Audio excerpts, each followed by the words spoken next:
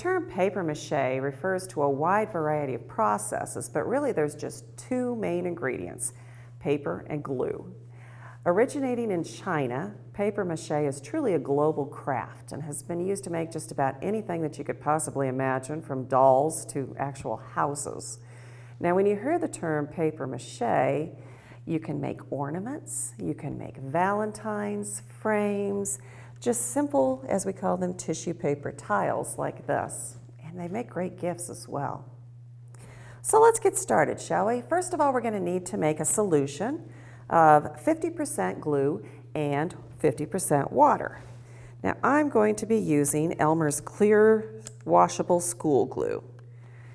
The reason I'm doing that is, first of all, because it's washable, and second of all, because it's kind of fun to be able to see these pieces as you create them.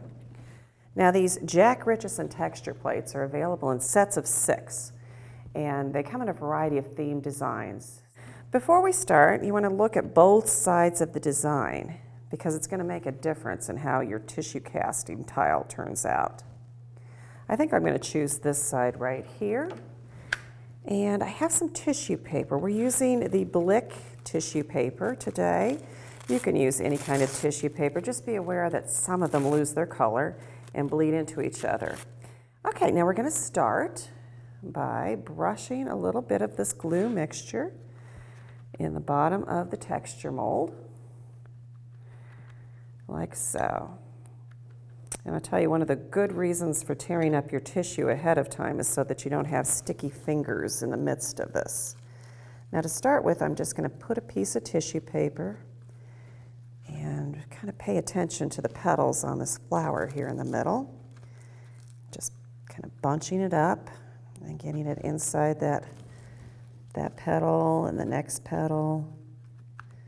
And then you can take your brush, add a little more glue to the back side, and kind of use that to move it into the spaces. You'll want to layer pieces over the top of each other. The goal is to have perhaps 2 to 3 layers of tissue paper. So this would just be our first layer. Of course, the more layers you put, the stronger it's going to be once it's dry. So here would be an example of a piece that was done with just random pieces of tissue paper thrown in here and there. And as you can see, there's been some glitter applied as well and a little bit of fine line marker. Or you can be very precise, like some of these examples here that really stayed within the pattern. Okay, now you want to let that set aside to dry overnight. And if you want to, you could use a fan on it to speed things up. Put this aside. I've got one that's dry in the mold here. You can see that it's gotten lighter in color, and it has a matte surface on the back side here. If you see any areas that look dark still or shiny, that's probably not dry, so you really should wait until you're sure everything's dry before you try to take it out. So to peel it gently from the mold, I start by just kind of pushing the mold back. These are flexible rubbing plates, and I go around the corners and just release it like that. Then I lift from the center, and oh, that turned out pretty nicely, didn't it? Okay, well, you can see that where it dried against the plate, you have a really nice smooth surface. Doesn't really even look like tissue paper at all. It just is almost a glossy surface there.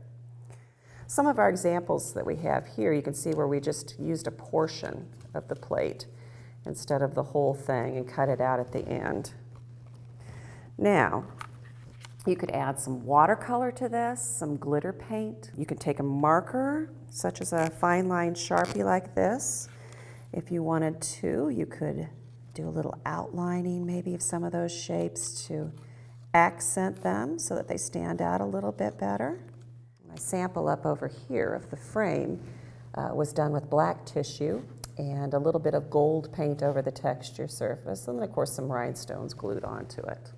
that's it. It's super easy, it's fun, and it produces some great results for just about any age category. If you'd like to see more about these Richardson rubbing plates, see all of the different patterns that you can get, and a PDF of this lesson plan with some inspiring examples, please go to dickblick.com.